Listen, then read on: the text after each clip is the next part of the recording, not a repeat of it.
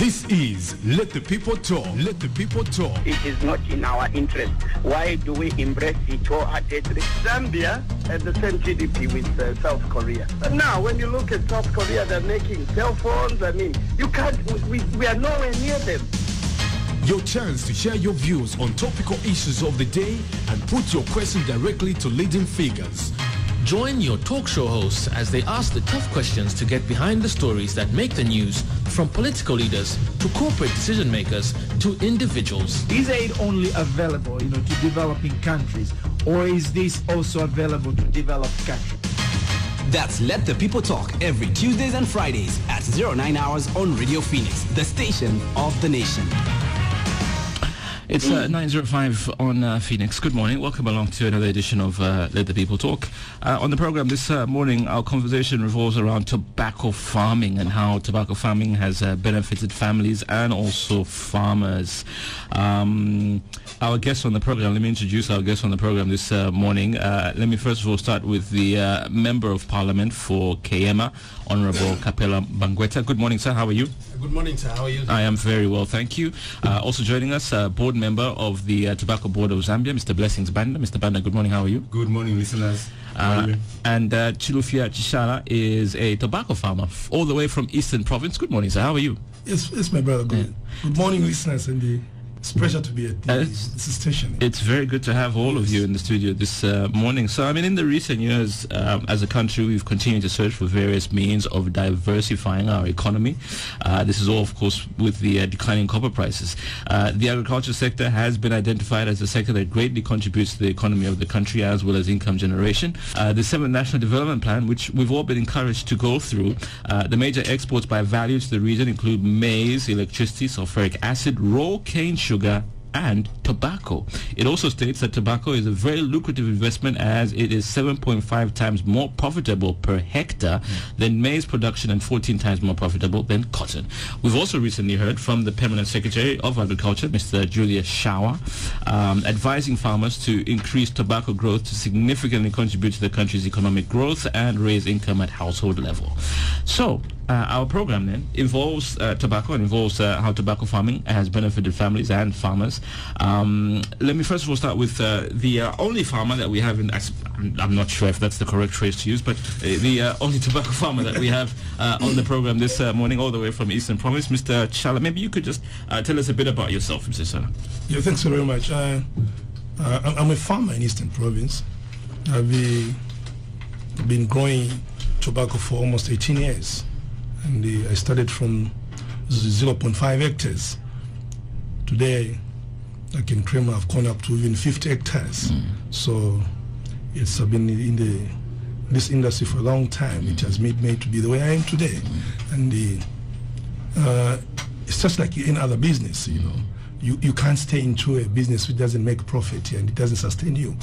It is very important from the history of this country.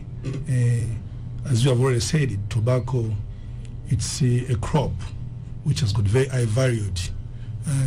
A farmer from 0.5 hectares up to a medium commercial farmers, we can produce from 1,000 kg up to 3,500 kg.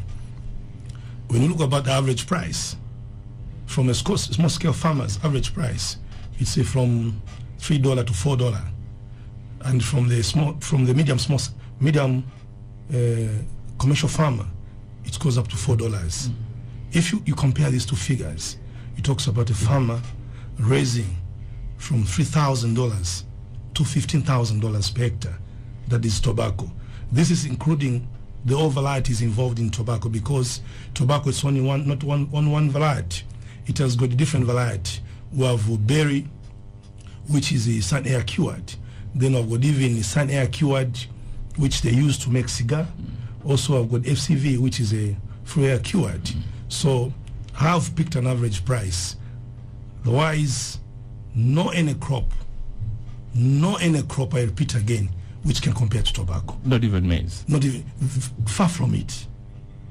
Okay. Let me just see, trying to help our listeners and everybody outside there. tobacco, it's only a crop which you can compare to copper. At the moment, copper is going at $7,000. In other region, our neighboring country, tobacco, it's at par with the US, with the copper. In Zimbabwe, there are buyers who can buy FCV up to $7.5 per kg, and there are farmers who are doing irrigation, which we call it dry planting. They can able to produce up to 5,000 per kg. Now, if that person is producing up to 5,000 kg times 7.5, it talks about $35,000. It's equally for about 7,500 per ton. So even copper, it's been beaten.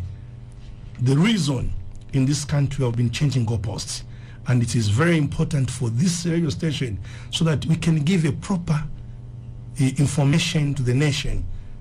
Why are we lagging behind to our neighboring countries? And I'm happy of our honorable member of parliament who have been so supportive, who wants to see this country move to the proper direction. All that economy I've seen in Eastern Province, 80% is because of tobacco. It's because of tobacco. Wow. All right, let me turn to the Honorable. Honorable, first of all, how are you once again? You're from Western Province, Honorable. How much tobacco farming goes on in Western Province, even before we get down to the nitty-gritties of some of the work that you're doing with tobacco farming? Well, maybe let me give a context to that. I'm a member of parliament for Nkeyema constituency, which is a new constituency in the Western Province, cut out of the then Kaoma Central. It's important to give this context because tobacco is mainly grown in my constituency and part of Kaoma Central. So that there are only two regions where tobacco is grown in Western Province. For my constituency, it's a very important crop, cash crop, because it provides for a lot other people who are participating in this arrangement, either as farmers, as workers, and also auxiliary industries.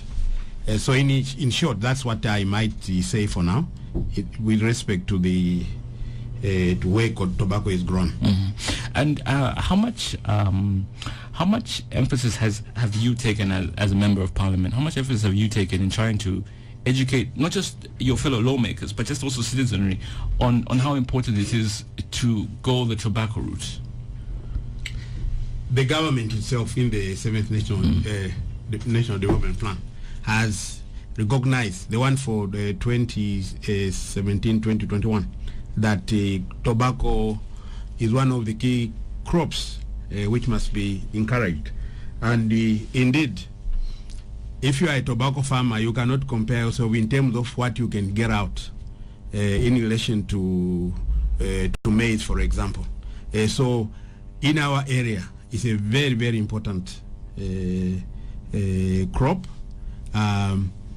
because it's got a very big difference in terms of what you can realize out of that. Apart from that, it provides employment to a lot more people. Yeah.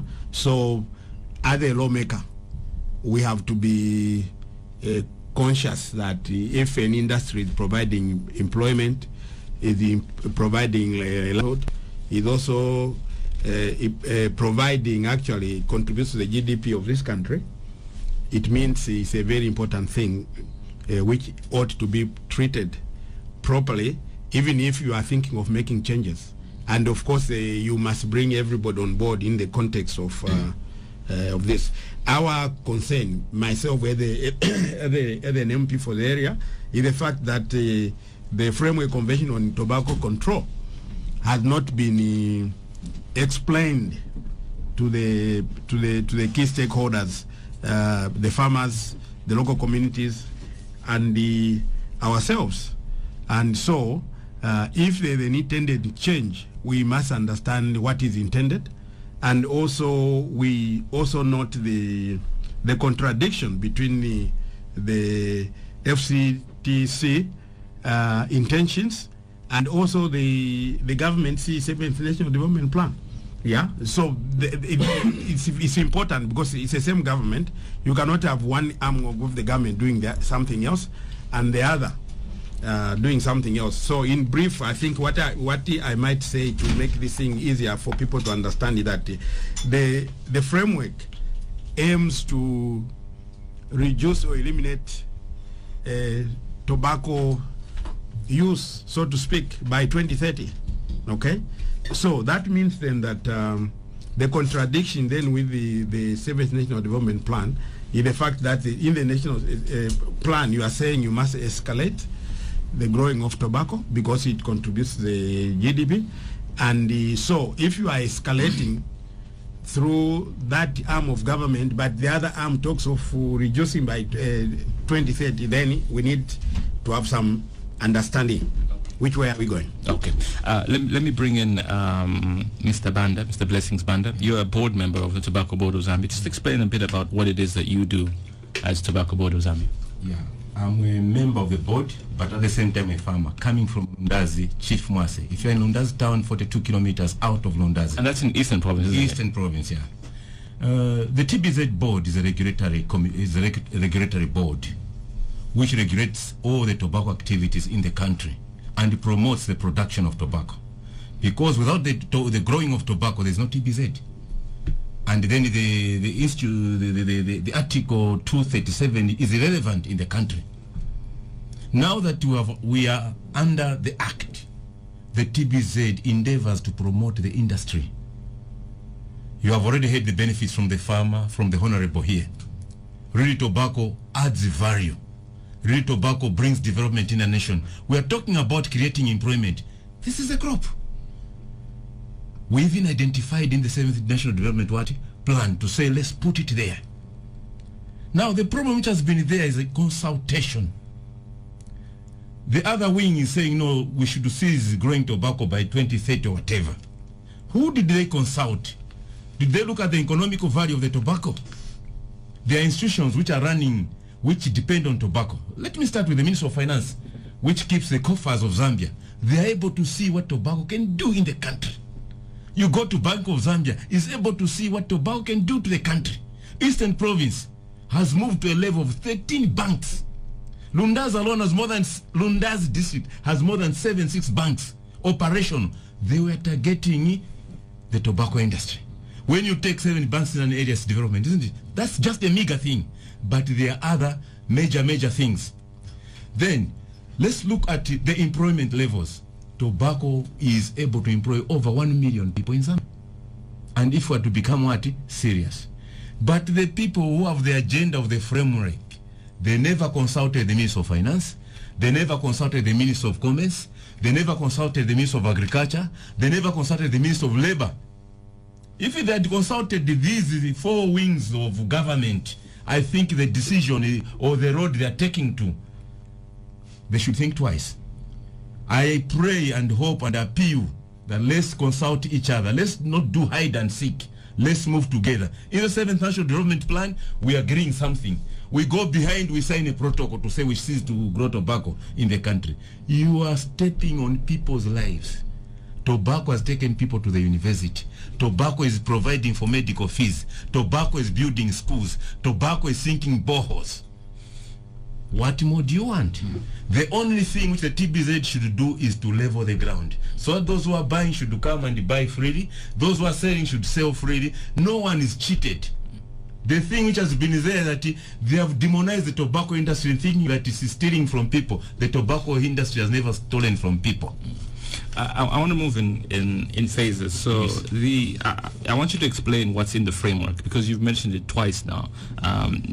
Everyone has mentioned this framework that a lot of listeners will not understand what the framework is. You mentioned 2030 as well. Again, many people will not understand what it is. But just before I come to you explaining what the framework is, you talked about Mr. Banda. You talked about the number of people that are employed in the tobacco industry. Do you have a figure? Are there any figures that highlight how many people are actually employed in the industry? Let me come here as a farmer. Yeah. On the practical, let's look about the electorates we are going to deal with the currency production level we have in this country. Our projections. This is for employment, isn't it? Yeah, no, it's just to elaborate on that, so to give you the figures properly. Okay. We are currently, Zambia is sitting on 30,000 hectares of the tobacco, is about 30 farmers. Now, to produce... So 30,000 hectares. Yes. Now, as an average, we just got an average, every farmer is producing 1 hectare. Now, to harvest or to produce the tobacco, it's about 3 persons per hectare. Since we give you those figures, 3 persons per what? Per hectare. Per hectare. It's give you how many employees? It's about 100 and what? 150,000 people are involved into the production. That is only in production. Then when you come to the market, it's also another level of employment. It's another level of employment. For example, for argument's sake, we have 6,000 people which are employing during the markets. It's give you the figures. Now, these are direct involved. Now, there are also indirect involved. Let's give about 5 per those people. You're talking about close to 500,000 people are so involved in the tobacco production. And if you look about an average, it's 1,000 by the minimum. Give us the figure. That's less than 1 million people. Yes. Now, when we're talking, let me see what Mr. Banda said. He was talking about tobacco can employ up to what? 1 million. 1 million. Now we're talking about the current. The current, maybe it's about 450,000. You can see, yes. 450,000. So it's almost what the Honorable is saying. 450,000 involved. Now, we can go on and talk about an investment. If this crop can go up to this, let me say these things. The question the Honorable was talking about, the reason why we've even gone down, let me tell you, it's inconsistent as a country. First, Eastern Province itself, it used to produce 30 million kilos just as Eastern Province, minus Western Province, minus Southern Province, minus Central. 2002 up to 2011, Zambia was sitting close to 50 million kilos. At an average of maybe $3. That is only coming from the direct production. If you put up these other supporting, industry, it was giving us close to $450 million. So it's a massive industry. From 50 million kilos. Yes. Okay, that's a lot. I mean, when you look at what some of the other countries in the region are producing, Zimbabwe 200 million, Malawi 148 million, kilograms. We're obviously a lot less. But the argument that now I have is that when you look at those two countries, Zimbabwe as well as Malawi, even if they're producing these figures, they're not. You wouldn't particularly say they're an economic haven, would you? Well, the issue here is in relative terms. The concerns here are as follows. Zambia is the only country at the last count which has ascended to the FCTC in relation or in comparison to the other countries. So the issue which should be of concern to us as citizens is why have we done that if we know that tobacco contributes to our economy, employs our people, and so on? Why haven't the other countries in the region and their neighbors done the same thing which we are trying to do? Okay. So why don't you explain what the FCTC is?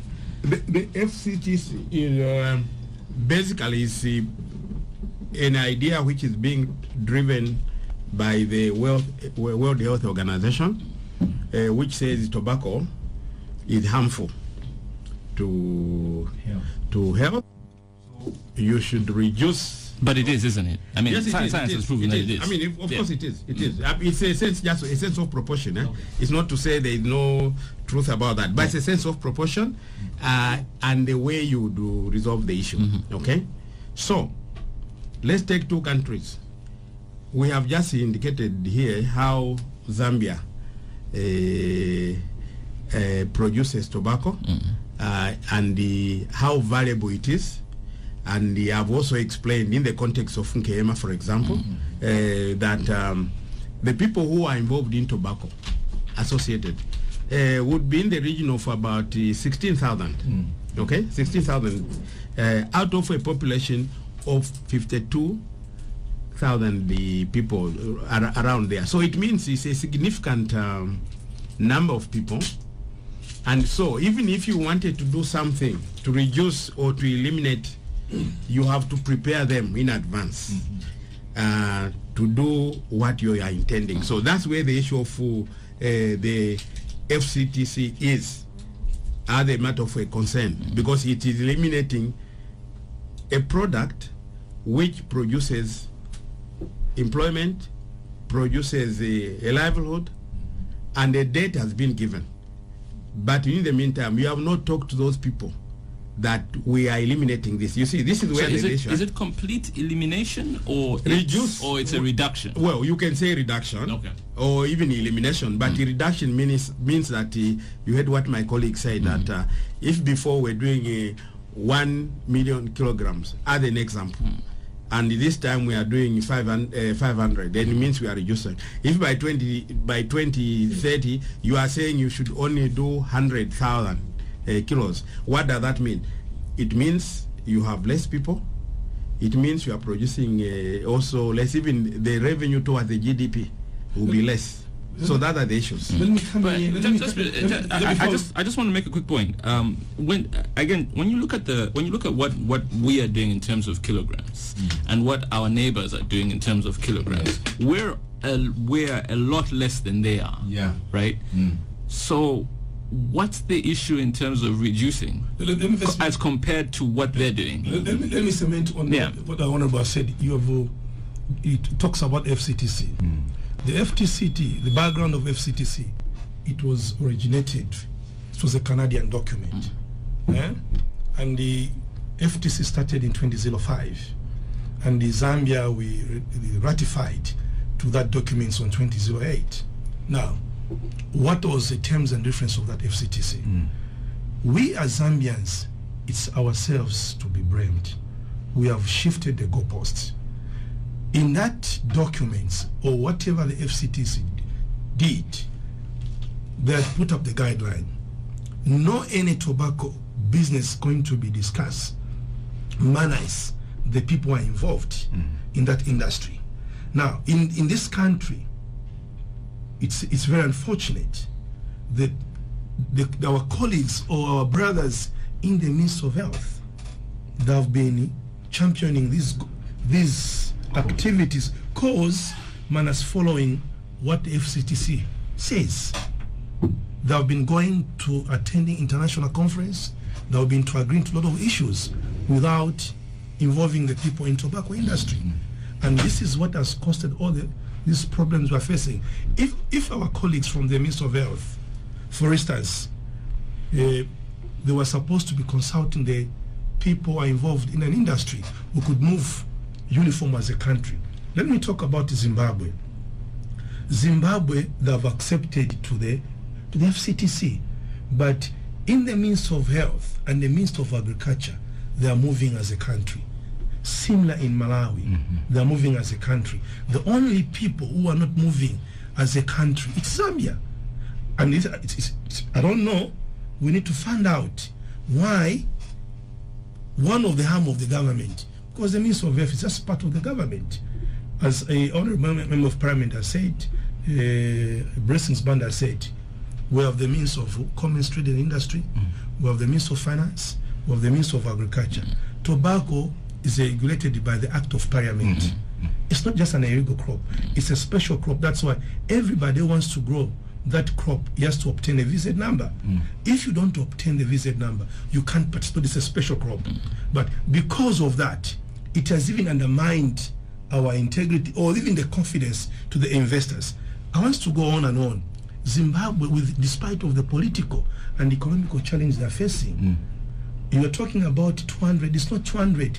By yesterday, Zimbabwe, they have bought tobacco worth 243 million kilos at an average of $3. Their projection, they have just a green leaf, they are going to hit $1 billion. If they are going to do the value added process and export, because most of the tobacco also in Zimbabwe is 80% export. When you look about that, it's going to 3.2 billion US dollars. It's representing close to 40% of their GDP, because they are moving as a country. Here, we are talking about health. You ask about the Honorable Minister, but yes, we need a health country, but also we need to produce for our economy.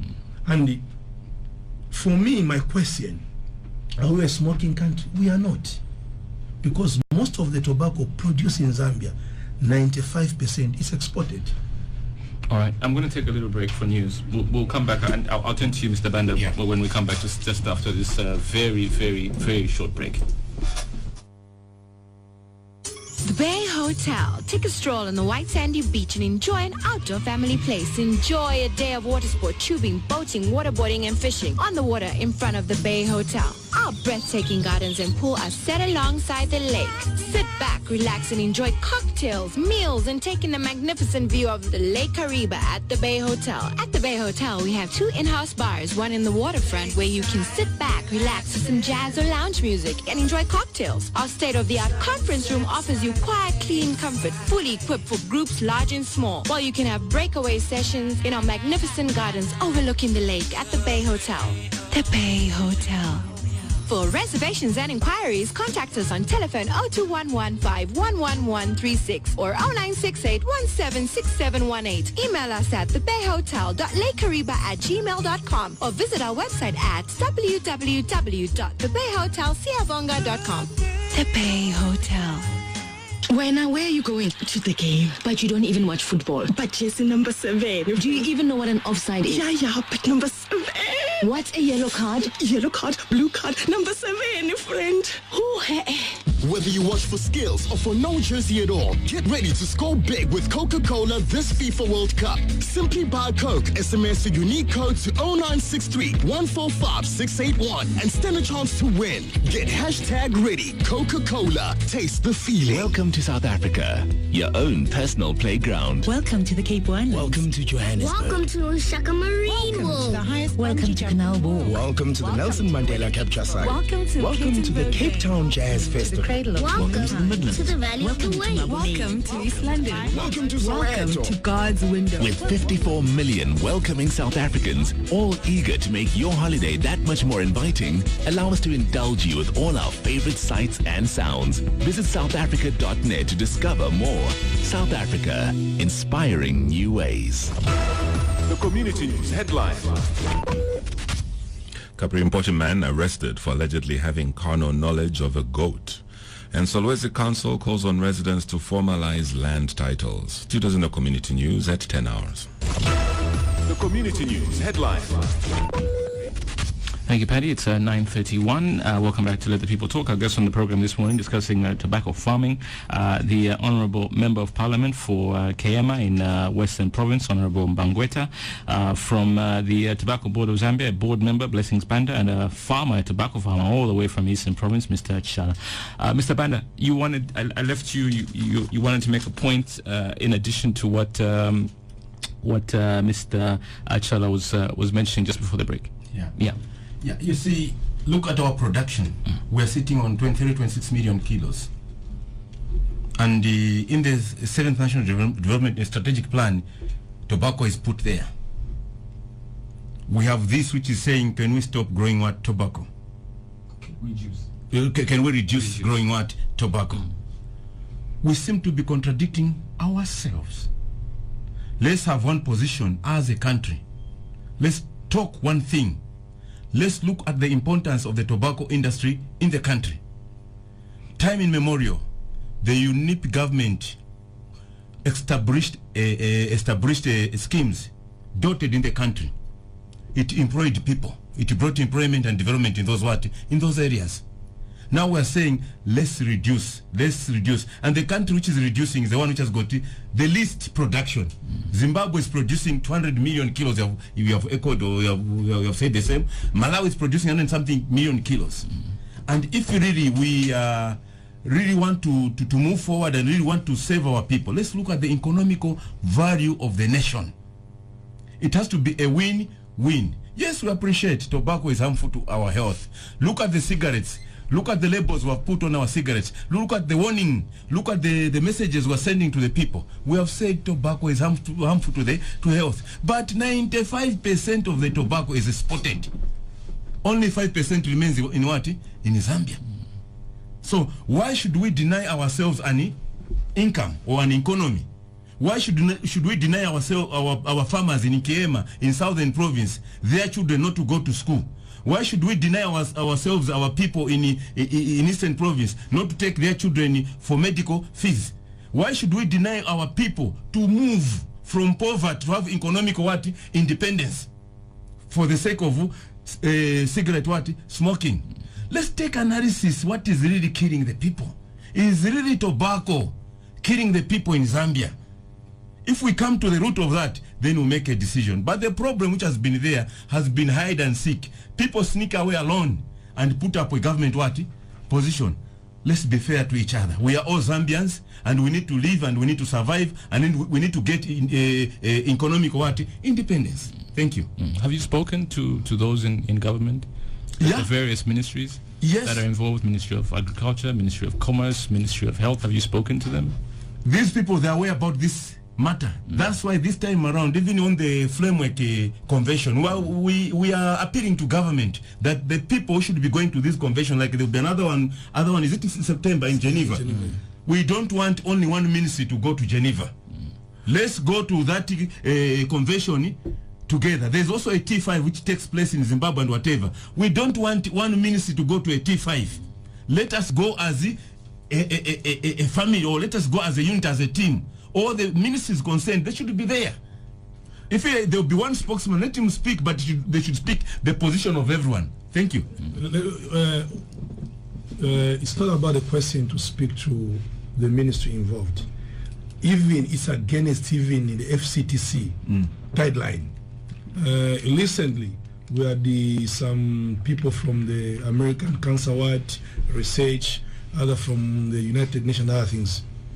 When they realize that they are going against the FTC guideline, because you cannot discuss anything without the people are involved in one guideline. They were even looking about, I know we'll come and discuss about an alternative. You know, there were issues of compensation, time frame, and other things. Those things in 2010, when the issue of the FCTC came, we started looking to those issues. And the person who went to sign to the retreat, it was Honorable Branchi Chituo. When he came here, he was transferred to the Minister of Agriculture. I didn't know what happens. Now, when he came, he discovered this is a big issue. Now, even the people from the Minister of Health, it's not their mandate as a Minister of Health. The decision and the position, he has to come as a national. Even our honorable member of parliament should have an access. Even as the honorable member of parliament have said, they were supposed to go outside there to go and educate the farmers, to go and get their thoughts about the farmers, give them the proper statistics, what is happening and what is it, so that we get the national positions. If you recall, take you back, the President Levi Mwanawasa, he had a similar situation, but when he realized the tobacco industry, apart from copper, it was the only crop can bring the forex. If you recall, or if the nation recall, there was a time the dollar went up to 2,000 kwacha, which is 2 kwacha. Every time when the tobacco market starts, you find the dollar exchange goes down because there was a lot of inflow of the dollars coming in. And President Manawa said, it's unfortunate he didn't finish his mission at all the ideas, trying to bring up soap processing plants, trying to campaign. I'm to give you as an example. China is producing 1.6 billion kilos, and they are the biggest consumer. They're all global. They're the one who are the biggest. Even that crop which is being produced in Zimbabwe, they are the Chinese. And this country, we have a very good relationship with the Chinese. You go to Malawi, similar. We're talking about the FCTC, the American research on tobacco. Every year, they're producing a different variety. And America is producing 360 million. So you can see the only reason it's just become patriotic Zambia and honorable, we accept to have a very good health country, a health people. But to everything we do, there's a danger. I don't want to go into details. Everything, even overheating, overdoing it, everything there's positive and negative. But we need just also to balance it up. Just as earlier on I said, we need the health country, we need economy, because there are areas in this country, immediately remove that thing, there will be no economic activity. I'll give you a practical example.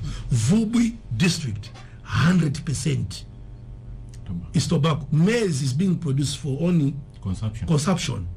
The areas in Chipangari New District, where Honorable Vincent Mwale comes, it's 95% tobacco. You go to almost out of 19 constituencies in Eastern Province, we may maybe remove maybe 5 or 8, 6 constituencies. The remaining, it's almost 90% of this district. It depends on tobacco. We talk about honorable MP comes from in Kaema. You talk about the Southern Province, Choma, and other areas. Tobacco is life. So where I'm lost, and you need to help me understand this, is this framework convention on tobacco control. It's almost every country in the world has signed it. No. Okay, so not every country. It's not every country. Do you know which countries haven't signed it? Yes, in Africa there are only 3 countries which have ratified to the protocol. Out of the 53, only 3 countries. Only 3 countries. Yes, we are one of in them. the region here, where we have Zimbabwe growing tobacco, Malawi growing tobacco, Mozambique, Tanzania. Zambia only has signed the protocol. Do you know? I have to come to the honourable, because the honourable has an opportunity of going into parliament. You have an opportunity of speaking to lawmakers. You have an opportunity of speaking to the Ministry of Health. Why did they sign it? Well, this is exactly our bone of contention. That first of all, this is a very important development, irrespective of the reasons they used to sign. First, they should have sensitized the people who are concerned. Okay, that's the first thing, as a matter of principle. Okay, number 2, we are dealing with the same government, and so this is also very important in the context of your question. Central Statistics Office comes under national planning, and you know that in April they issued one of their bulletins which recognized tobacco as one of the most important non-traditional export, because February, March, it contributed 129.3 million to our GDP in this country. Okay, so this is the recognition by the government, and we have also said that the Ministry of Agriculture, the one which is in a sense mandated to deal with issues of tobacco by law. Okay, and then of course, if we now go a little bit political, we would be saying the PF government, when they came into power, they used to say they will create more jobs, put money in our pockets, and reduce taxes. Now, if one arm of the government is or has signed a protocol which reduces the likelihood of employing more people, is it not right that the Minister of Labour should be concerned and informed? Okay, I asked a question in Parliament, I think it was on the 14th of June, and the minister was directed by the Speaker to bring... This is the Minister of Health? Yes, because he's the one who responded to my question. To bring the actual document which they had signed, because I had said, as a member of Parliament from Nkeyema, I needed to see the document which was signed to appreciate the impact and the implication on the people of Nkeyema. I haven't received that document up to now. Why should that be the case? Because the minister was directed. I haven't seen it. I'm still waiting. Of course, if it doesn't come, we are going to trigger the arrangement to have it brought. But the point is, under normal circumstances, if it was everything above board without issues, that thing should have come. Okay? it should have come. So the point we are making here is that yes, tobacco might be bad and harmful for health, but the way in which you can handle issues of this nature so that you carry everybody with you. Me, I come from Keyema. If you are going to implement this, let's say even a reduction by 2030, and my colleagues here have told you where we are coming from 2003, maybe 2005, 2008, when this was done, and now we are moving forward. If it's reduction, definitely we need to start preparing now. And this is the time when we, the people, are the representative of the people. We ought to be told what is it that, for example, the new crops, what are they? How are they going to be grown? And we give capacity. Mind you, the government also, even in the budget, said there's crop diversification, and they are trying to win people from the production of maize, which we were asking earlier. In Keyema also, we grow a lot of maize. As a matter of fact, the two major crops is tobacco and maize. And in the context, if we take a literal translation of what this government is trying to do, is to discourage both maize and the tobacco, not so, in the context of this discussion. So what will the people of Keyema do? What is the alternative? And also we've said that in the framework, the requirement that the countries which are participating or are growing tobacco, there must be some measures to mitigate the implementation of this. Yes. Why is this government not making use of those by making them known to people so that they are discussed and agreed? I think that's the most important part, the communication bit of it. And would you have rather, sorry, Honorable, would you have rather they didn't ratify, they didn't sign this FCTC? Yes. Yeah? The point is, other countries. How come other countries have not yet? I take it China didn't sign. Well, I'm not too sure, but the point is that each country, by nature, conventions are signed or domesticated at whatever point when a country is comfortable. So you don't really necessarily have to do this. In reverse, as a matter of fact, I'll tell you that Zambia has not ratified a lot more conventions than this. So as a matter of fact, it raises a problem or an issue because why was this convention ratified quicker than any other? Was it ratified? I don't know if you've asked this question to the Minister of Health, but was it ratified solely based on health reasons? Was that the reason why? Well, I don't know, but I would like to believe because this is the position which, by their own behavior, okay, by the government. But no, the ministry, the Ministry of Health. I'm saying the Ministry of Health. I'm saying by their own behavior, it means that this is the issue they have put forward on health grounds to the detriment of everything. Now, this is where we are saying, as a matter of fact, the people should be more concerned.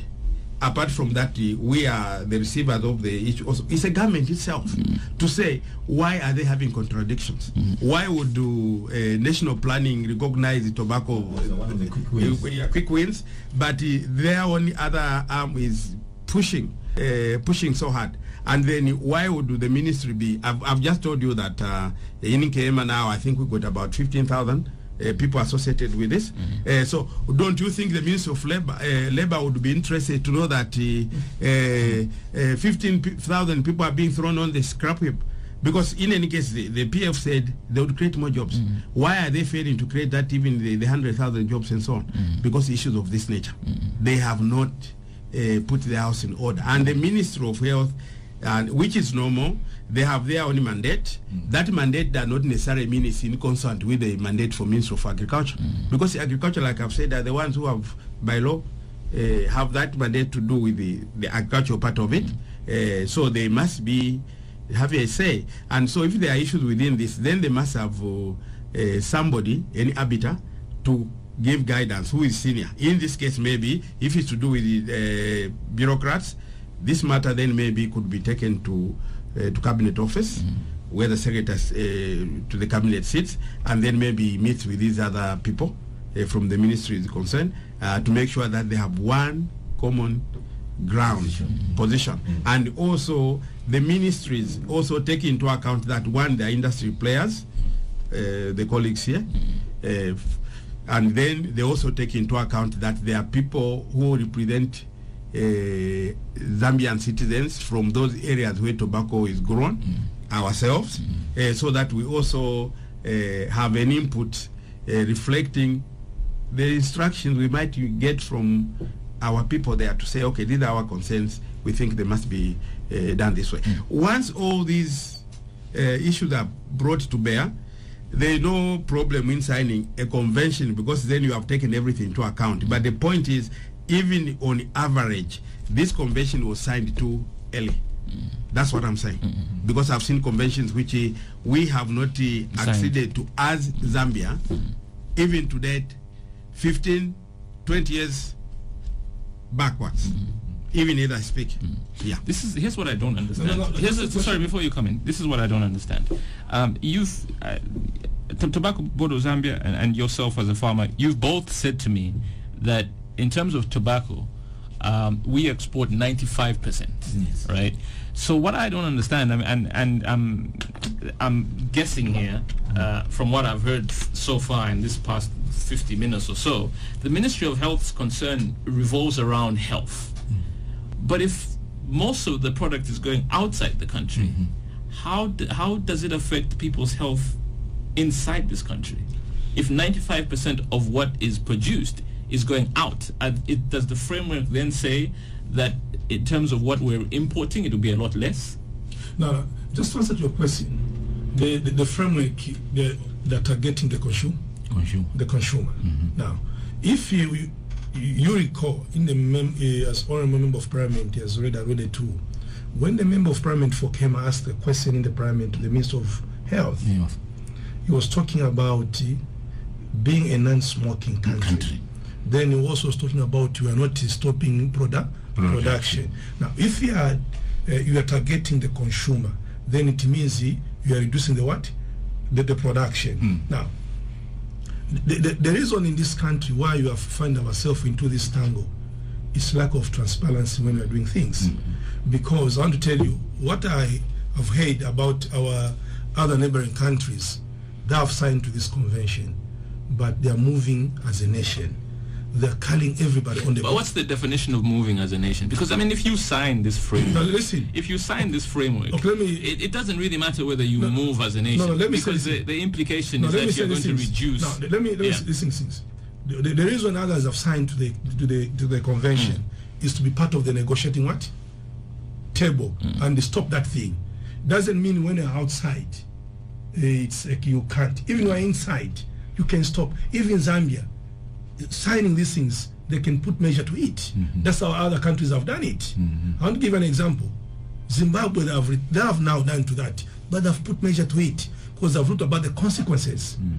The first encounter meeting I had with the FCTC, they could not come up with any alternative. It's something our brothers from the West, they always think they can impose on us and they will accept it very easily. In exchanging of some of these things, they do it. I don't want to go in details, but as a nation, sometimes it doesn't help to stay outside. It can help to be inside and prove the point. First, when our brothers from the West, when they're moving from one other activities to another activity, they measure, time frame, compensation, whatever it is. There are a lot of things I've put in place. I'll give, for argument's sake, you are moving from a certain crop. Have you found first, there's an investment. This investment in tobacco has been built since independence. There are millions and millions of dollars people have put up in a curing facility, procurement, things to use at the farm concerning of cultivating the tobacco. Now, you are trying to phase out this crop. What type of compensation of package of put in place? What is another alternative crop which are coming up for maybe 25 years? What is the market research? We gave all those questions to these people until from 2010 I met them, they've never come to an answer. Now, do you know what they have done it? They've realized if we are moving together with the industry, as the Honorable Minister says, as a country, put up all the players on the table, we're not going to succeed our goals. What do they do it? They're using divide and rule.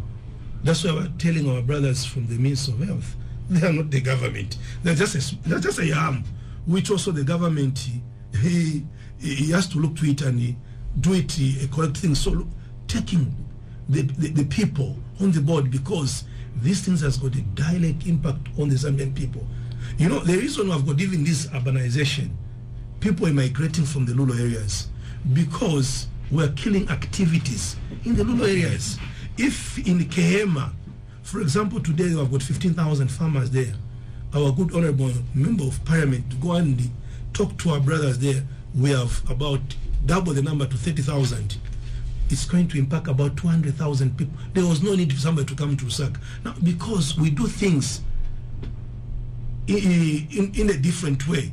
That's why we are putting these things to our government, our good government, our area member of parliament. These things is not being done at a good faith. Because even the statistics they're giving as a Minister of Health, they're wrong statistics. Very wrong statistics. But you accept, and I'll take a break very shortly, but I need to ask this question and then you can give me a yes or no. Do you accept the fact that tobacco is harmful? I think that's something that you accept. Yes. And with that knowledge that tobacco is healthy, is harmful. Can you accept the thinking? I want to collect on new things. And be very, I'll go a Bemba way. In a Bemba, fiancé fin to fear quite a problem.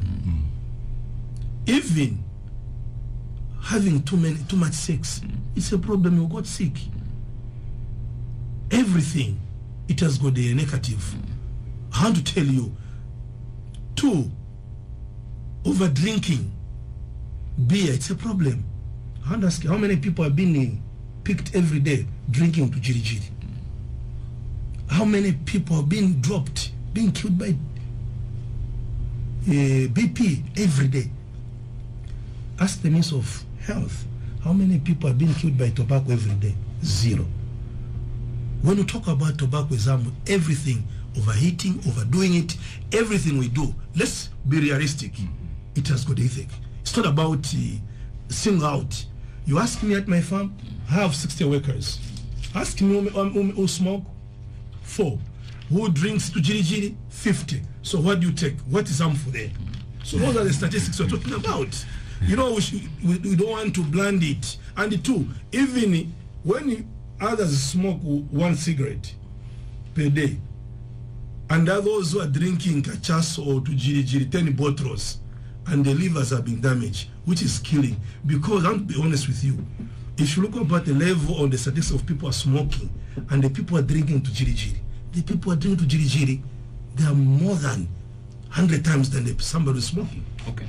I'll take a little break for news. We'll return. If you want to get in touch with us, you can do so. 226-841, 236-790. We'll open up the phone lines after 10 o'clock. You can also use 0978-895-895 for your calls. Email luchi7@me.com for your emails. Back very shortly. PG Glass, the home of glass for all occasions. For automotive glass, windscreens and chip repair services. Construction has a section too. For home and building glass services, we have mirrors, aluminium frame extrusions and glass in stock. If you think of glass, think PG. PG Glass Fitment Repair and Replacement. Trust the industry leader with branches in Lusaka, Ndola, Solwezi, Kitwe and Livingston. Call 0966 002211. PG Glass. We take care of your glass. What does it take to be great?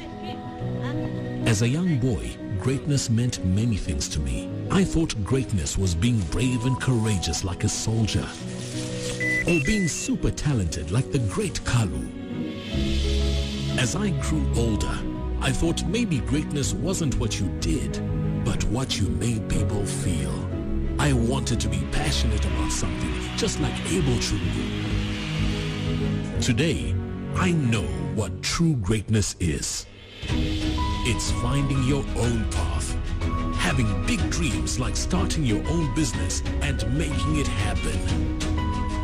It's becoming someone others can look up to, till they too can grow into their own greatness.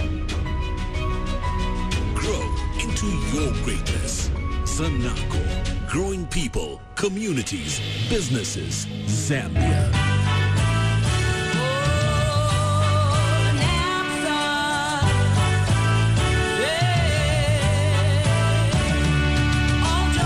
is good news to the general public. The National Pension Scheme Authority, NAPSA, has opened a new outlet in the Lusaka Showgrounds on stand number G7, Lone Row Lane, near the Zanaco stand. Visit our new outlet in the Lusaka Showgrounds to file returns, check employer and member details, and pay contributions. All members and employers are also encouraged to make use of our online eNAPSA platform. For any queries, get in touch with our call center on 0211 395 677. NAPSA. Be smart. Secure your future. Together we build a life. Together we build a life. One nation, one pressure. Aden University is registered with the Higher Education Authority, Health Professionals Council of Zambia, HPCZ, the Ministry of Education and General Nursing Council, GNC. We are now enrolling in pharmacy and education, diploma in pharmacy, July and January intakes. Under education, we have diploma in secondary teaching, diploma in primary teaching, diploma in early childhood education, diploma in teaching methodology, degree in secondary teaching, and degree in primary teaching. We also have August and December distant learning, January and May 2019 intakes full-time. Application forms are 100 kwacha. For more information, you can call 0965 166319, 0950 933757, or 0977 785180. Aden University, your dream university. Get this party started! Hungry Lion is celebrating 21 years of bigger, juicier, king-size chicken. Come join our 21st birthday bonanza and share more when you get a 21-piece pie bucket for only 150 kwacha. There's no other way to tame your hunger. Hungry Lion, share more. Hungry like a lion. Are you looking for office furniture? Or maybe you want to give a modern look to your home? Pound Stretcher is your best store with high quality and products in stock. Pound Stretcher offers amazing deals and bargains on a wide range of home and office furniture with free installation and delivery within Lusaka. Visit our shops in Lusaka along Kafua Road, at Twin Palm Shopping Mall, and our Chipata shop. Pound Stretcher, your reliable value for money store. The Community News. The headlines. Kapirimposhi man arrested for allegedly having carnal knowledge of a goat. And Solwezi Council calls on residents to formalize land titles.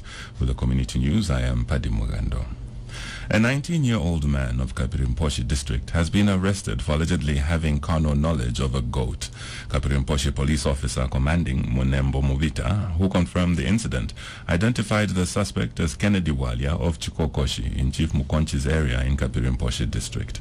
He says Walia was caught by vigilant community members of the same area on Saturday around 21 hours while in the act with a she-goat in a kraal belonging to Joseph Chilala, aged 25. Mr. Munembo explains that the act by the suspect angered community members who later dragged him to the police. He said the man has since been charged with 1 count of bestiality and will appear in court soon. Solwezi Municipal Council has called on residents with land parcels or plots on state land to formalize their ownership with the local authority. Council Assistant Public Relations Manager Esther Chirwa has said in a statement that formalization of ownership with the local authority will strengthen the security of tenure of land for the residents. She says obtaining certificates of title for plots located on state land will also reduce incidents of displacement or loss of property which occur as a result of lack of evidence of owning land. Ms. Chirwa said the process of documenting and formalizing land ownership with the council will enable government implement the National Land Titling Program, which is targeted to issue 300,000 title deeds to provide security of tenure to landowners. To end the community news, another look at the headlines. Kapirimposhi man arrested for allegedly having carnal knowledge of a goat. And Solwezi Council calls on residents to formalize land titles. And the community news. For these and other stories, like our Facebook page, Phoenix FM, or visit our website at www.phoenixfm.co.zm. The Community News. Thank you, Paddy, for that community news. Welcome back to Let the People Talk. Our guest on the program this morning, the Honourable Member of Parliament for Kayema, Honourable Kapela Bangweta. From the Tobacco Board of Zambia, a board member, Mr. Blessings Banda.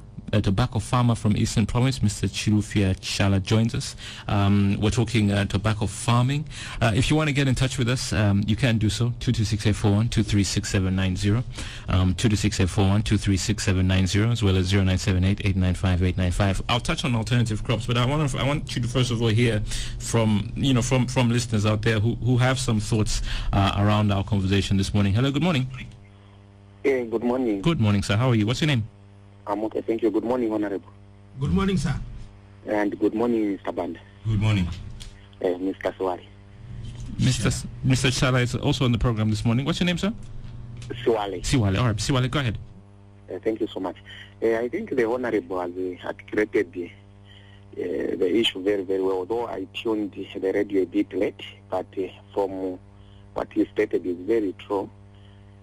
Tobacco, quite right, is illicit, like any other foods which we may have.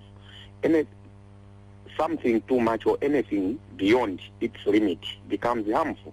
Even Shima itself, if you overeat, obviously you develop a running stomach, and the other day you'll be unwell until you visit a healthy practitioner who should work on you, then you become okay. So equally, tobacco, despite its negative effects, only to those obviously who are called the chain smokers, I suspect so. But in a day, if you take 1 or 2 cigarettes, to me it's okay. Then again, there are so many farms out there who have employed hundreds and thousands of Zambians. Now, if they were to ban this, there is no employment in Zambia. Where will these people work on those farms go to? Further, we do export tobacco. It's a source of income to our country. So unless they tell us to say, fine, we are banning tobacco, an alternative crop is this, and this is what will happen, maybe that way it will help. But let them not just ban it without giving us an alternative. I rest my case and beg to move. Good morning. Morning, Mr. Square. Thank you very much. Hello, good morning. Uncle Lucy. How are you, sir? I'm okay, and you? I am very well, thank you. What's your name, sir? Lottie from Matero. Lottie, go ahead, Lottie. Yes, I just want to to contribute agreeing with the Tobacco Board Association. Our government cannot ban the cultivation of the same, because we are looking at the forex, what tobacco can bring on the table of our economy. Because if they base their argument on saying that tobacco is harmful, yes, quite all right, it is harmful. But why do they continue themselves as a government importing other brands of tobaccos? Because today, if you and me, Luchi, will go at Comesa, we got that by Daniel Blue, Pakistan, and the like. They haven't banned those guys. They're busy importing, and those people in higher offices with a lot of income who are buying those cigarettes because they're expensive. Why can they even go on kuvala makampani yapanga tujirijiri to paya wantu? I think they've got misplaced priorities for us as Zambians. That's my contribution. Mr. Lottie, thank you very much, Mr. Lottie. Hello, good morning. Morning, how are you, Lottie? I'm all right, thank you, sir. How are you? Yes, this is Professor Samson Tembo on the line. Professor who? Samson Tembo. Oh, Samson Tembo. Go ahead, Professor. Yes, first of all, congratulations to the tobacco farmers. Though myself, I've never smoked a cigarette, but I've seen other nations. I don't know why in Zambia we like shooting ourselves in the foot. To support what the Honorable was saying, I usually attend these government international investment forums. I was there, the second one, at the Zambezi Sun. We were discussing job creation and wealth creation. The other nations had sent professional people there, but the Zambians had the same people from the ministry, the same people I met in New York, the same people I met, the same people visit these places as if they are know-it-all. Let us take the professionals to go there. To that meeting, if you want people who will campaign for you nationwide, but you go for that convention. Tobacco if you check out the accounts, tobacco actually beats copper in terms of value. Agriculture is renewable. If every farmer was actually to say half their farm, they should farm tobacco.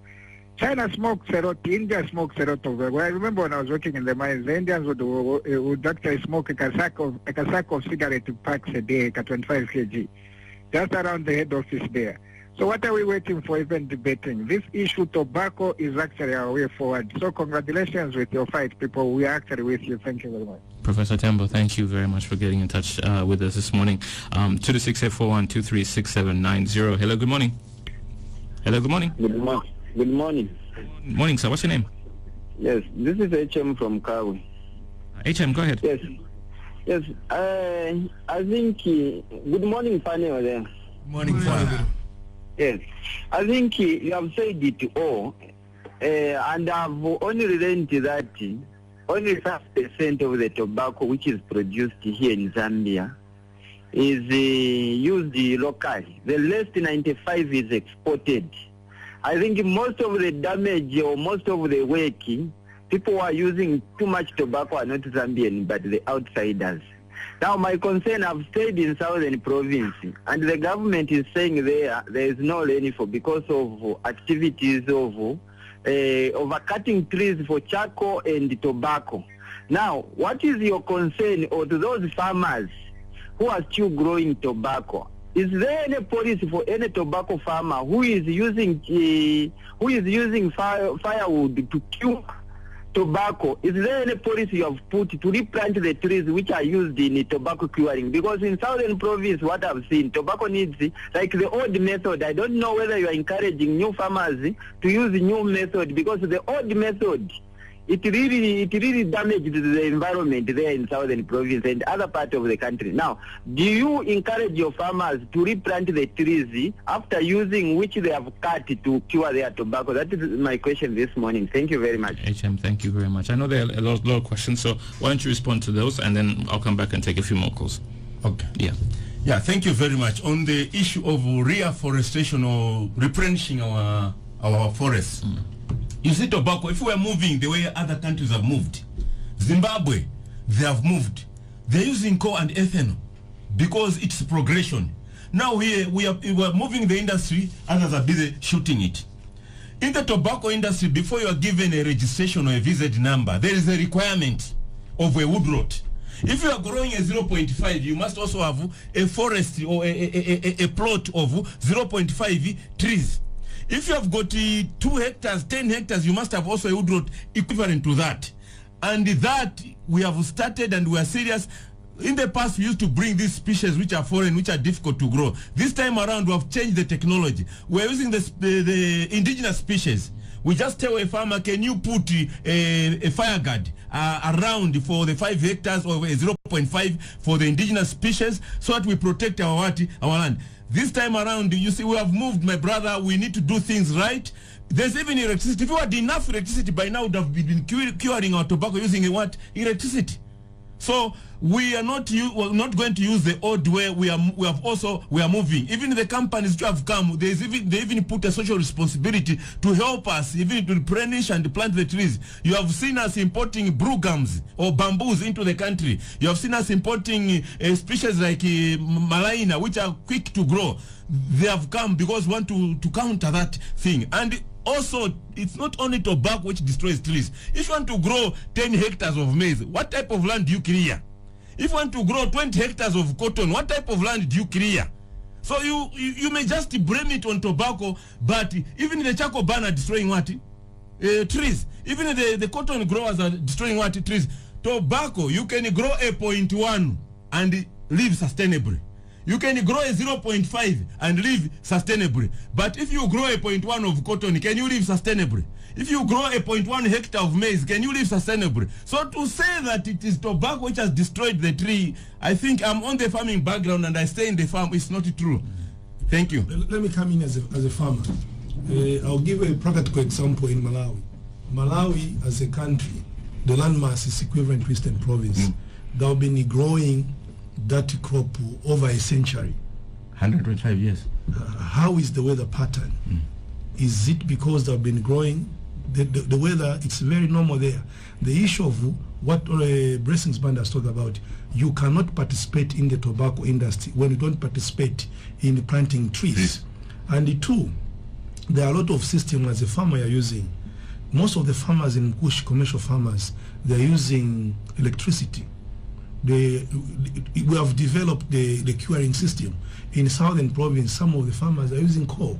So it's not that every farmer who is growing tobacco, they're using trees. And actually, we are the company who are bringing, have done the research.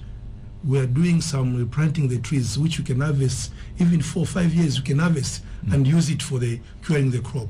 So all the system have been put in place. What is important is we need, just as we have said it, as a nation moves together and not misinforming the nation. Otherwise, if tobacco can be supported, it can even be backup for copper.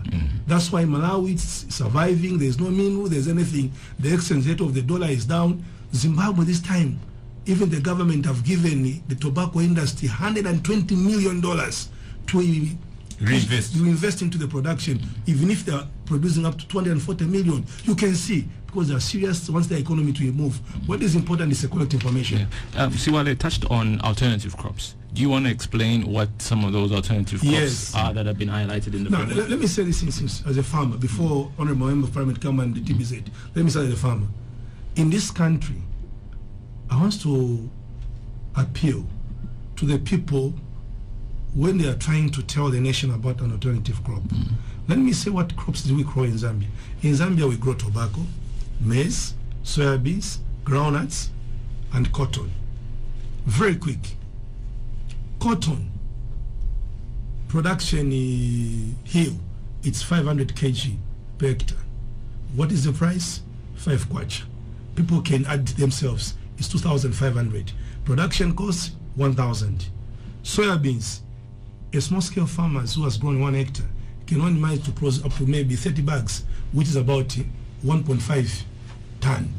Average price 5 kwacha. You can go up to 7,500. Production cost 2,500. Take home 5,000. Maize. The maize, people, if farmers are being supported properly, the fertilizer has been given in August, they can able to plant the maize, the first one in November. They can go up to maybe 250 bags per hectare. By the floor price 60 kwacha, you know what it means. Now, tobacco, as well as said, when farmer plant from 0.5 hectares produce 1,000 to 3,500 kgs. It's in the range of $5,000 to $15,000 per hectare. So when they talk about alternative crop, when you look about the statistics I've given about the production costs, some of these things, it's a crop a farmer is growing. If you divide by 365 days, even LF4G, who is in Chienge, is being looked after properly than even a farmer. Because some of the crops they're trying to talk about, they're more even slavery. You are trying to kill a farmer. A farmer grows cotton, produce 500 kg. He only gets about 3,200, 2,000. Can it sustain him annually? Can he help the children to go to school? Whom can he support? By family, average a family, it's about 4 to 5. And the annual income is 3,000. When they're talking about the alternative crop, which alternative? First, where is the market? When you talk about, I know there are a lot of people talks about soybeans. Where is the market for soybeans? Because soybeans fluctuate. Today the soybeans are about 5 kwacha. Tomorrow it will be 3 kwacha. Even the markets haven't even done. But let me tell you about tobacco. We know what we're going to grow and what we're going to sell next year because we sit and plan. MP, do you want to come in at all? Yes. Yeah. I think we're all agreed that the most important thing, if there will be changes, there should be stakeholder participation. Okay? Let's take the example of Nkeyema. In Nkeyema, I've indicated earlier that we grow a lot of maize, we grow a lot of tobacco, sweet potatoes, and groundnuts. Okay? In the context of the two crops, I've said by the very policies of this government, they have discouraged the growing of maize because of the pricing arrangements, the marketing arrangements. So it means that people who were feeding themselves, if we proceed the way we are proceeding with these poor marketing and the agricultural policies, there will come a point where they will fail to feed themselves. This government also says they want to encourage crop diversification. That's what they said last year. But if you go to Nkeyema or these other areas, what practical measures have they put in place for that diversification to take place? I would tell you virtually none. Tobacco, to show the importance of this crop from the point of view of a farmer in the area. Last week I was looking at some of the sales. I saw that there was this farmer in one of our areas. After having sold, they are going to receive slightly over 50,000 kwacha. Now, in a rural setting like Nkema, that is not too bad. And if you compare that even to maize, how many farmers can get that sort of money?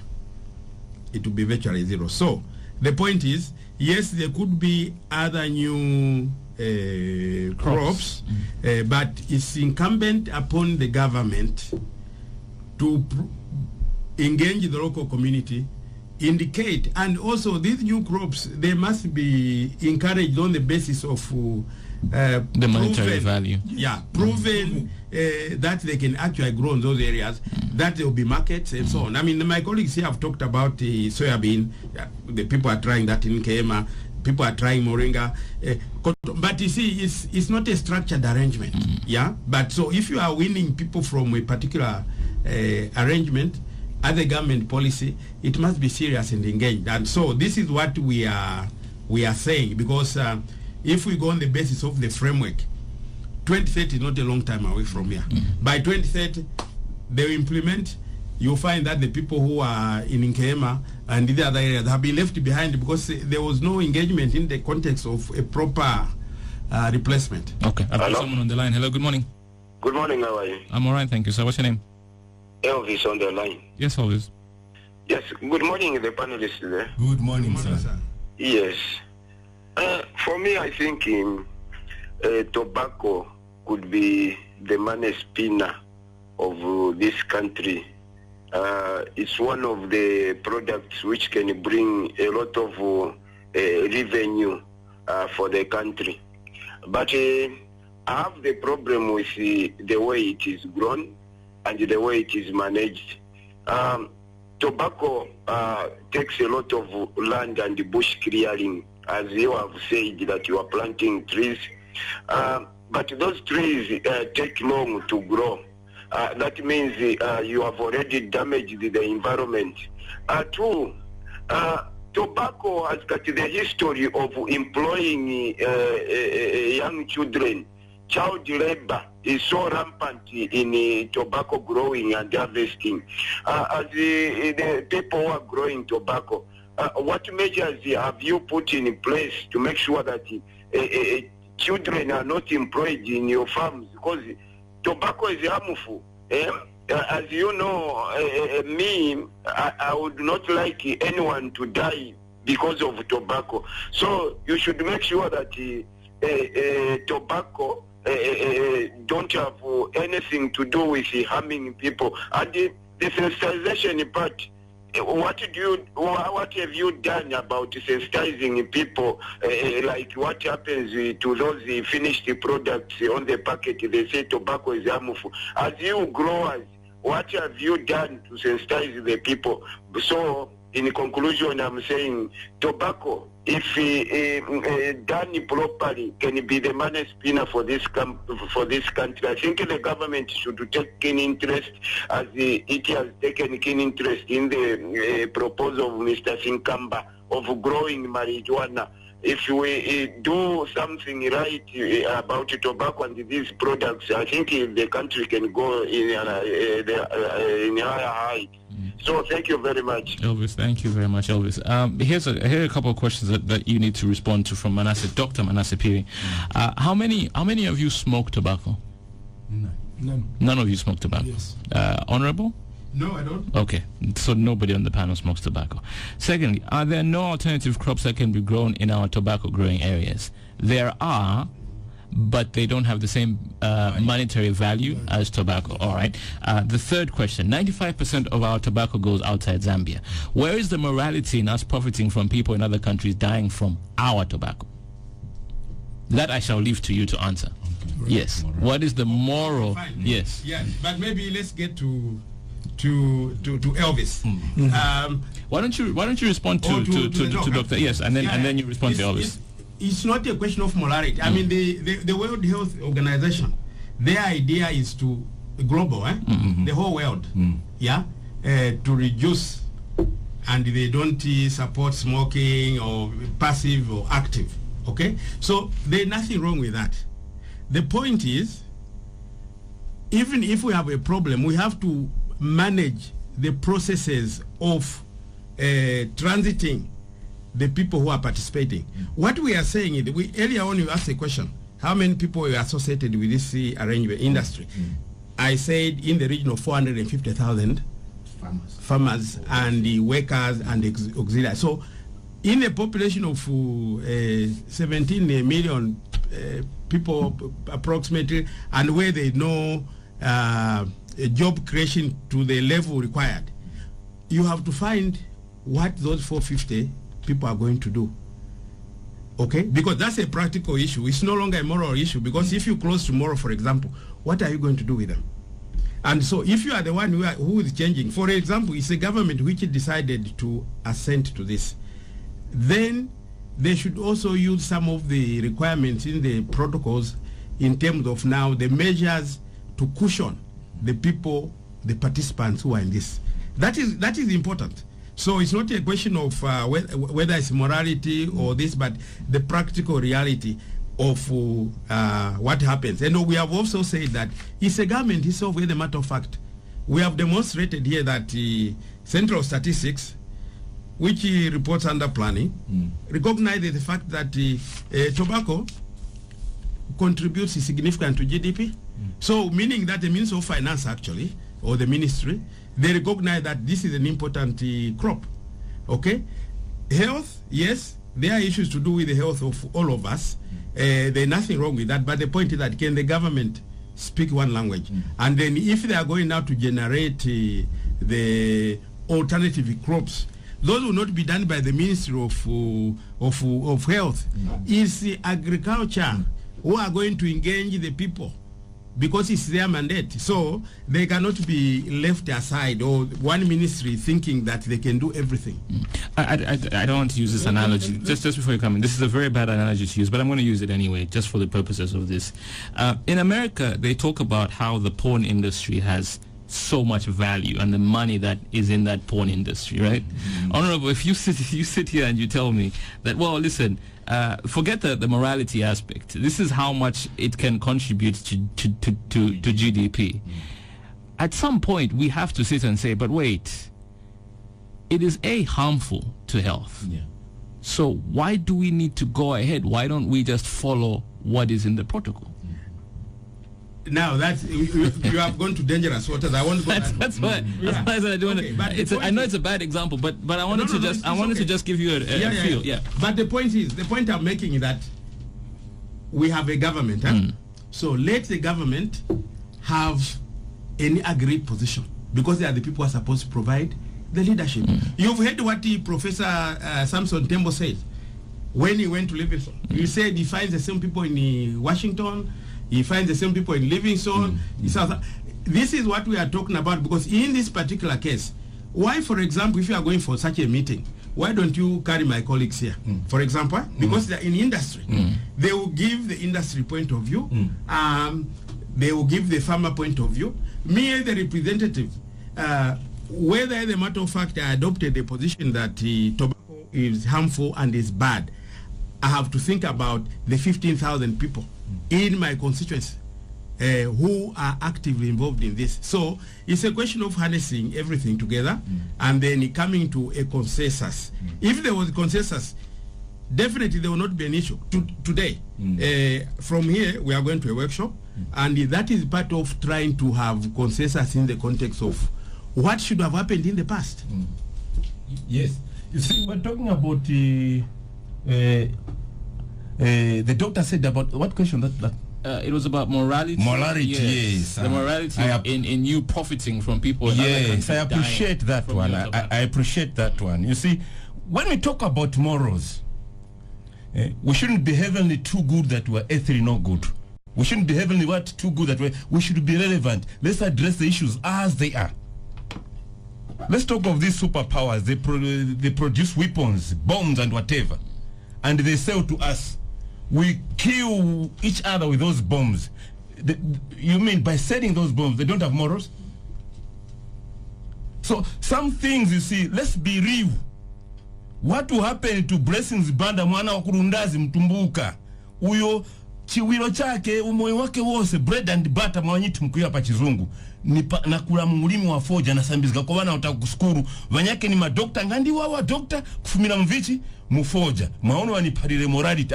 Tobacco has produced a doctor. Today they tell me the morality of the tobacco. Let's be careful in the way we handle what issues. We should be real and we should address issues as the way they are. We appreciate tobacco is harmful. That's why even the packets of a cigarette have been enshrined with the messages of warnings. The other thing which the gentleman said about you farmers, you are engaging child labor. There is a big caution from the TBZ board. No farmer is supposed to engage in child labor. The money we're getting for the tobacco is to take the child to what? To school, to take the child to hospital, to build the livelihood for our home. How do we again take our child for labor in the tobacco industry? That Bwana has been stopped. They are regulating it. Even the companies themselves which have come to grow tobacco, they have put the lift techs, the lift technicians that people are educating, they are all over educating the farmers not to engage child labor. Okay. Let me take a quick break for news. Back very, very shortly. The Phoenix FM Global News Headlines.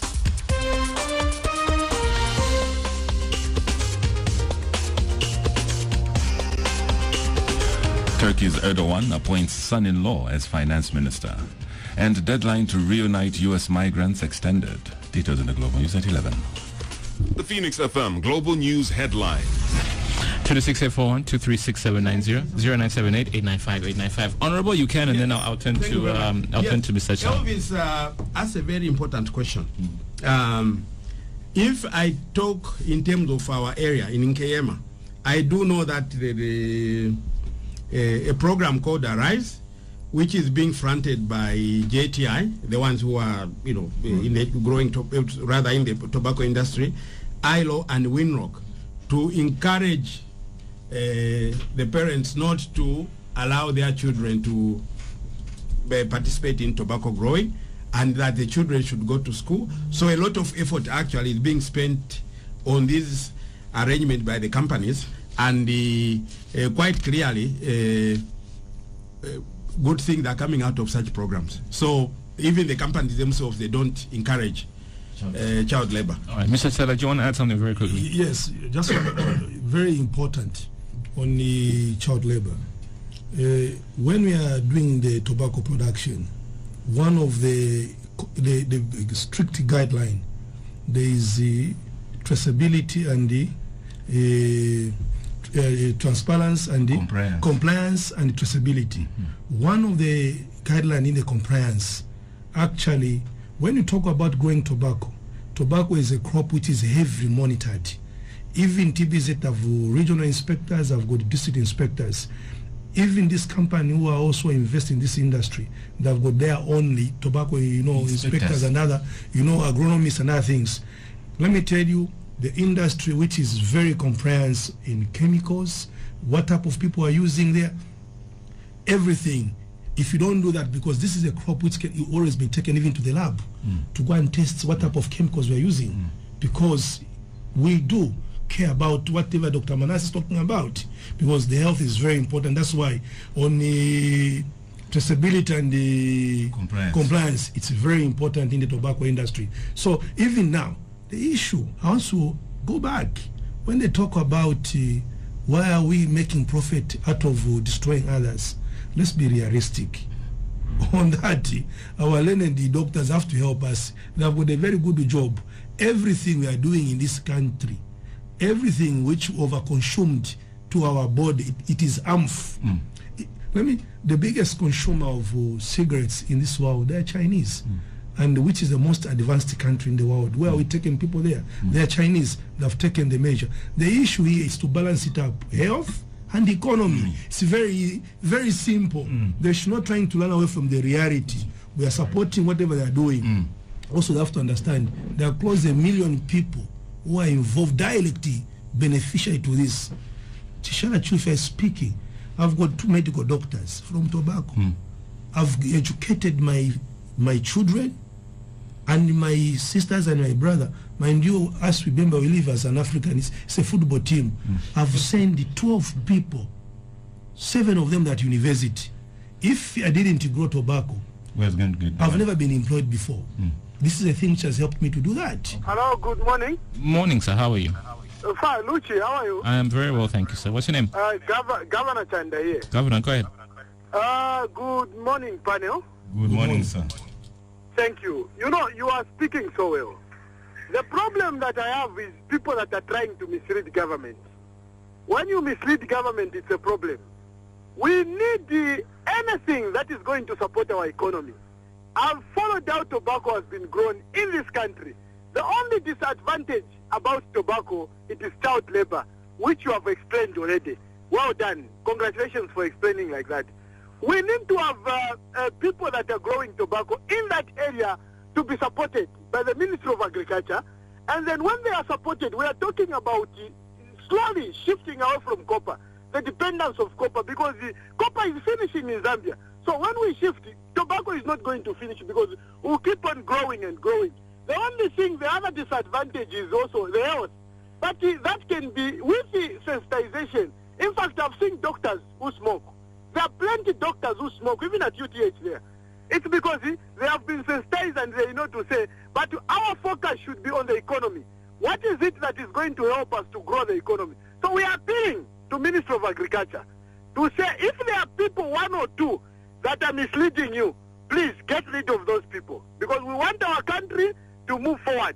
We need everything that the country will touch on to strengthen our economy. If our neighboring countries are doing it, who are we not to do it? If our neighboring country have come to see to say tobacco is adding 1 or 2 coins on the economy, what about us? Let us see to it that we support the government of the day. And government, support your citizens like those people that are seated in the studios. When you support them, at the end of the day, it will benefit the whole Zambia. It is not the 2 of you, 3 of you that will benefit in the studios. And this is high time that Radio Phoenix, I want to recommend you for bringing this program, because government, I'm sure, is listening. We need to see to it that such people are supported. Not just one person lies up, then government takes a decision like that. It is not going to help us in any ways. In conclusion, if there is any member who has any negatives in the Ministry of Agriculture about tobacco, let that person withdraw their negative thinking. Let us see to it that we support tobacco in Eastern Province, even in other provinces where it can be grown, so that it has value to our economy. I thank you, Ruchi. Governor, thank you very much. Hello, good morning. Hello, good morning. Good morning, sir. How are you? Yeah, I'm very nice, thank you. How are you? I am very well, thank you. What's your name, sir? You are speaking to Derek within Osaka. And good morning, panel. Yes, I'm loving the articulations of your panel. Hello, Derek. Derek. Yes. All right, your line is breaking. Maybe you can just move from where you're standing. Yeah, I am getting right now. Okay, it's a little clearer. Go ahead with your contribution. Yes. My contribution that I think we should think broadly on the aspect of morals, because just like when we sell beer, we do know that you can trade in this country legally, but it can be moral but legally, and the government does allow that, especially when you talk about Zambia being a Christian nation. But we are involved in selling alcohol, we are involved in selling cigarettes and so forth. But we have to look at the bigger picture, because you and me do know there are people who have even finished university studies, perhaps their parents through prostitution and so forth, but no one comes out to say, no, you had to finish this because I was doing that. No. So what we are saying that anything that brings revenue for the country, as long as as long as the other countries are doing it and it's okay, I think we should look at the bigger picture and support such an industry. This is the reason why we recommend the PF government for piloting the project of what is Nkamba is saying, because we don't know that other countries like Washington DC and so forth, they have legalized marijuana. So let's look at the bigger picture. As long as it benefits the country, then let's go for it. We shouldn't so be negative on anything. Otherwise, we will lose that. Then let's say, let's ban the issue of alcohol in this country. Let's ban the issue of cigarettes and so forth. Then what will happen to our economy? So this is what I have to say. Thank you. Derek, thank you very much for getting in touch. Hello, good morning. Good morning, Luchi. Morning, sir. What's your name, sir? My name is Phil, calling just within Lusaka. All right, Phil, go ahead. My contribution is that I agree with the gentleman there who's saying too much of anything can kill you. You see, I'll give you an example. If you go to the hospital, they will give you Panadol and they will indicate how many tablets you're supposed to take and when you're supposed to die. Even if you go in these shops, you find energy drinks. I'll give you an example of that. What's the name of that? Kung Fu. You're only supposed to take like 2 in a day. That is in a space of 4 hours. So if you don't follow the instructions, it will kill you. It's the same with tobacco. Tobacco is quite right. They might write harmful, but if you smoke it over, it will kill you for real. It's the same thing that what we do with beer. Go in these other shops, you find that they're selling brandy, maybe sweetened 12 years. It means you can keep that brandy for 12 years. You can take maybe a tot, you put it there for some time, maybe you feel like taking a tot, another tot. But I've seen Zambians that buy that bottle and finish it in a day. And at the end of the day, if you die, that is now that's abuse of alcohol. Who are you going to say no? They didn't tell me. It's you yourself. The way we do things kill us at the end of the day. So I support that gentleman. Tobacco. I've seen even my late brother used to do farming of tobacco. He used to make money out of that. It's just the way people take it. Too much of anything can kill you. So I agree with that gentleman. Tobacco is okay. Go to Lundazi. When there were a lot of farmers there in Lundazi, people were doing well. Now that the government is not supporting the market of tobacco, a few now are doing that tobacco in Lundazi. A lot of them have stopped. It's the same thing that happened to cotton. Cotton, when people, they are planting, they'll tell them the different price. When they're harvesting, the price comes down. So people now are losing interest in farming those things. It's the same with tobacco. If government supports it, and people will start farming it, and at the end of the day, people find somewhere where to survive from. Thank you very much. Phil, thank you very much, Phil. Lewis, via the email, I think we as a nation are very hypocritical when it comes to the issues surrounding tobacco production. In the spirit of diversification, I think tobacco production and export should be one of the top priority government economic activities because it will not deplete like copper. The people who manufacture junta do not care about the health and well-being of the consumers. They're only interested in making money. Now, how much revenue does the production of junta contribute to the country's GDP and the bringing in of forex? Malama says there is no country in the world that has reduced poverty without investing in agriculture and especially in cash crops like tobacco. With that conversion signed, can be reversed and the tobacco growing continues in our country. Well done to the MP of Kema for that well-spoken about growing tobacco in Zambia. There's a question as well from someone else who says, this is for you. Maybe you can respond to this as I read this. Can you please find out from the farmer where he sells the tobacco? Do you want to tell us, are you allowed to mention where you sell tobacco to? In Zambia? Well, I'm not sure. I think it's pretty much anywhere. My major only buyer for my Fukiwa is Alliance One. Mm-hmm. And the Alliance One, most of the crop when it's buy, it's exported. Actually, I sell to Alliance One International. Okay, so is your market the same market as the small scale farm? It's the same market. Okay, same market. Okay. Do you want to, by the way, does anybody want to respond to any, whether it's Governor Derek or Phil, do you want to respond to any of those? Yeah, that's from the emails as I've read. When you look about the colonial masters, our brothers from the West, when they left the country, they had put up the backup. That's why they set up all the schemes in Kema, in Choma, in wherever it is in the country. The British, they did very well. I have to commend them. They set up the schemes.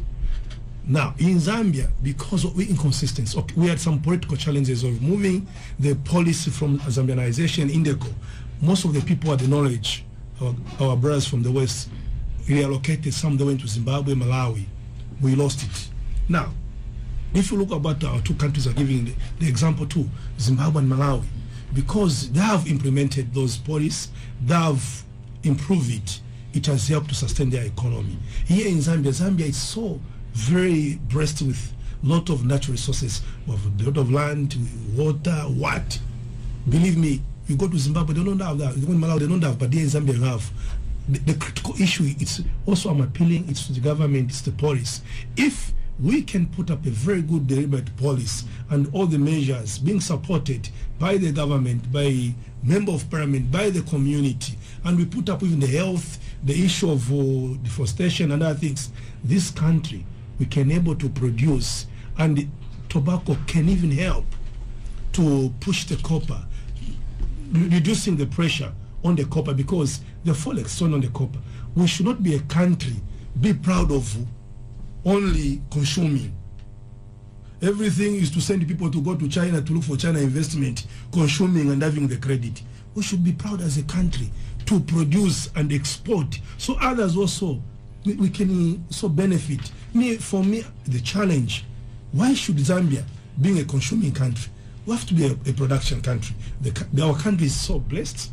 Zambian people, they understand now they need to go into agriculture, and also the government, they've come up with a policy in the whatever the honorable MP has talked about in the 7th National Development Plan. They're talking about agriculture. It's about production. So what is important? Let's move as a nation.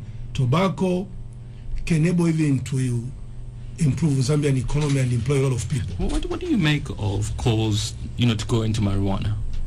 As those who are involved in the tobacco industry. Yes, sir. Yeah. You see, where there's no knowledge, people what? Perish. It took a Chinese to come and see there is Mukula, which is of value. This country, what we are lacking, my brother, is research.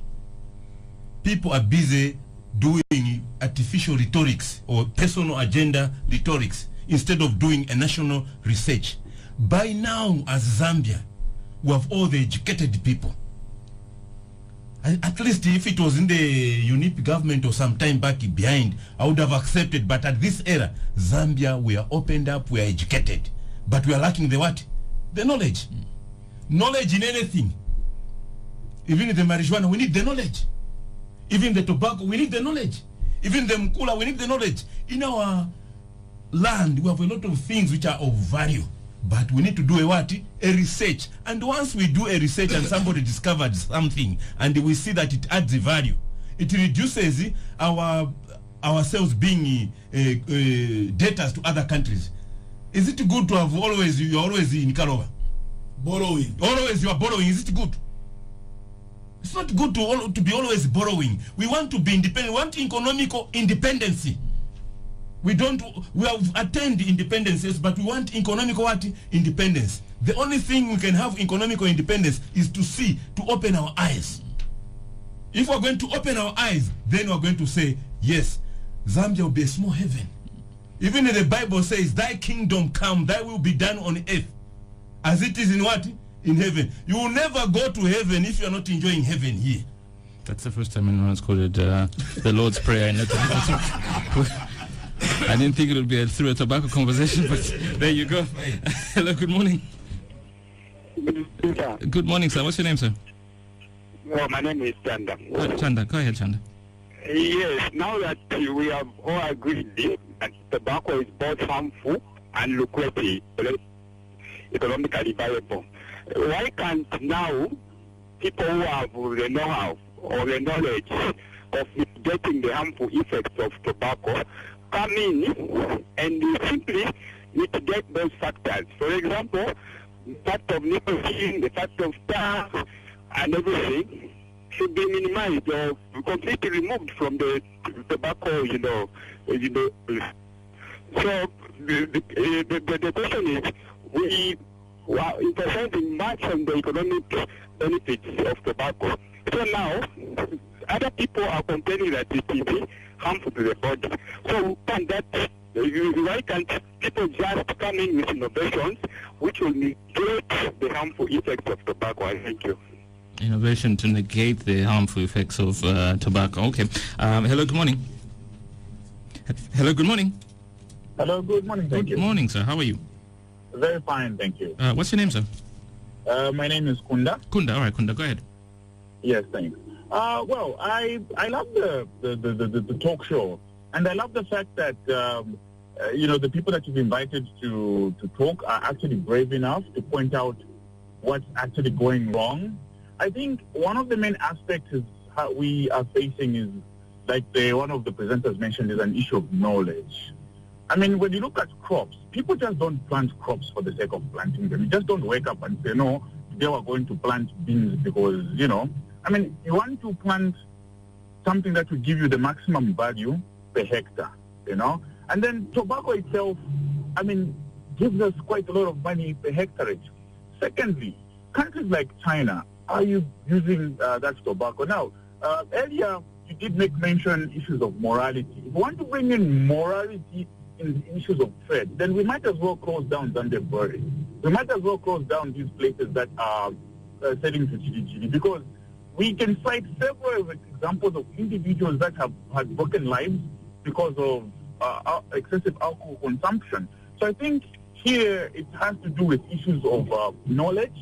We really need to know what we are doing. Let us not allow people that don't understand what they're doing to push this fight. I don't think medical doctors pushing the fight, these consensus that they're signing, really understand what trade is. They could keep to their lines, which is health, and let other people that are dealing with the issues of trade, agriculture, and tobacco deal with the issues that they. Thank you. Thank you very much. Thanks a lot. Kunda touches on trade versus health. All right, I'll take one last call. Lost you. 22681 2366790 0978 895 895. If you want to get in touch, we'll take one last call and then we'll begin the process of wrapping up this conversation. Hello, good morning. Thank you. Good morning, Good sir. morning, sir. Morning. What's your name? You're speaking to Noah Muzungu from Raport Lusaka here. Go ahead, sir. Thank you. Greeting to the panelists in the studios there. Greetings. Ukuisa kuri topic wakalamba na mshofire pipa mulo mchalo fintu thing sana. Ngatu isa kuri ine tushitamo depend kopa mwana sango ko bati ngamwaka nkoyo kulya sentofo ya chitakuli abana tabakula healthy ififubani mbwe abantu bali wala matibi na masima kulya. So I don't think there is anything wrong ngatu achitali garage marijuana bange so that wakwatira pwendala mechuma. Bantu ilo bange twakula vofya for medicinal purposes na fimbifya share cha pusana mamoleni. So ngatu akonkeresha ko batshali mumone utujirijiri barapango utujirijiri who is benefiting from utujirijiri. Apaso apakuna nikane kuchai nama bari panga nombana wadi abantu bari furungana kutujirijiri abarumendo nombapo.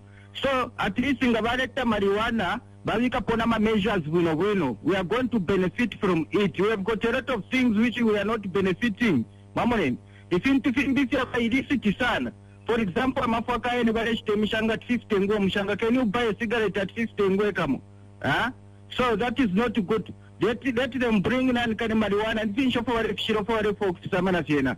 Normally, three folks to benefit if we have never benefited from copper. Thank you.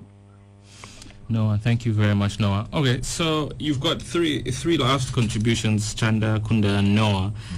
Chanda talks about innovations to negate the harmful nicotine. Kunda talks about knowledge and maximum value per hectare, and he touches on trade versus health. Do you want to respond at all? Yeah, maybe I'll start. Okay. Quite clearly from the discussions so far this morning, you can see the beauty of stakeholder involvement.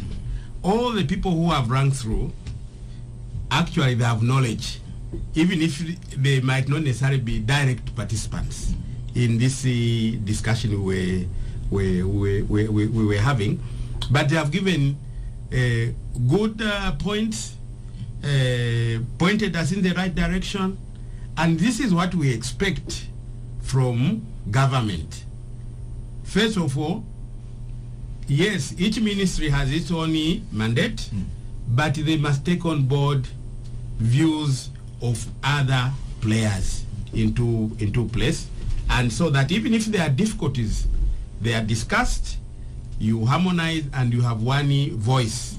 The voice which we know, which is official also from this government, is that they want to diversify the economy, and agriculture is one of those.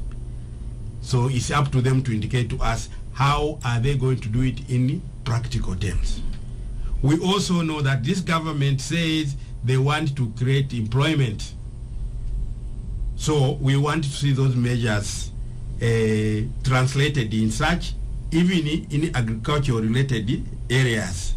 So by that same token, you cannot then have a ministry, even if it's doing its job, but not listening to others, because then it might do certain things which are not necessarily part of the bigger and the good picture. And so, and you have seen that I listened keenly from all the contributions which have been made. I don't think there's a single person who has said we should ban as such. Yeah, they have offered the alternatives. Yes. Mr. Kunda actually say, let's hear knowledge. That's the most important. Yes, tobacco is harmful, but what mitigating measures can be put in place without having to injure each other in such a rush. And at the end of the day, remember what I said. I said this convention, even if you were to take a study in terms of how soon it was signed, I will still say this was signed far much faster than a number of conventions we haven't signed yet. The issue is why. Okay, if there was time, someone ought to take a time to look at all these other conventions which are piled up, but this one was signed, and already there are moves to do certain things, but not take the other stakeholders on board. I think that's the point which is very important. Mr. Banda from Tobacco Board of Zambia. Yeah, very lastly, in 30 seconds. My earnest appeal is the convention which was signed. I think the MP demanded that we need to have a look at it. You see, when you sign a protocol, let the people have a share and see it. What is it that the people want? Let's not have the mixed feelings. Our earnest appeals want to see the convention, the document, so that we are able to argue from that point, because we may be hitting off target.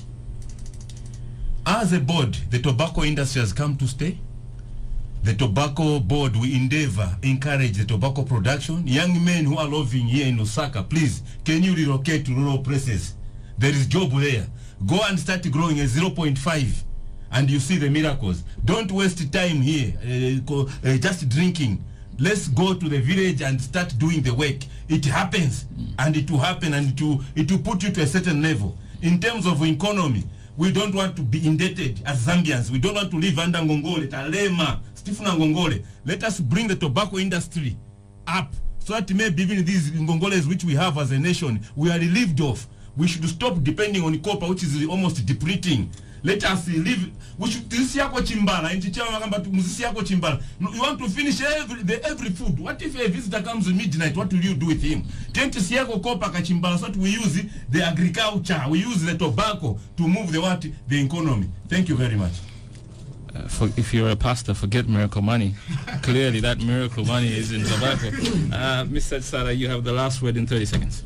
Thank you, my brother. I think to me, I was to appeal to our colleagues from the Ministry of Health and the government. We should move as a bloc and come up with the national policy. You know, we should not be trying to deny ourselves a favor. I think let's emulate what John Magufuli is doing in Tanzania. He has also helped the tobacco farmers, and he has also put a priority to agriculture to push Tanzania economy. Zambia, we are sitting on the gold mine. If we realize that tobacco is a gold mine, it's the time to realize, as the Honorable Member of Parliament, let's put up some measures which our brothers have risen of health and other things.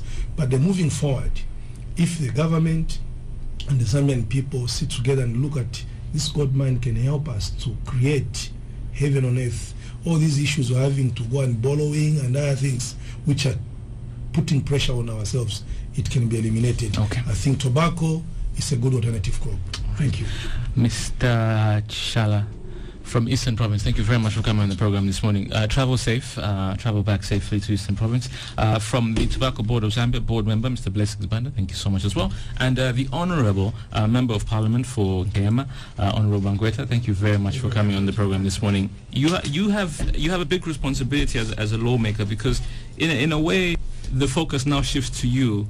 And some of the questions and some of the conversations that you can raise in Parliament to aid those who are in the tobacco industry. So that role shifts back to you, and I'll be keenly following you just to find out whether or not the Minister responds by presenting that document to you, so that I can have a look at it, and so that the members of the public as well can have an understanding of what exactly we signed.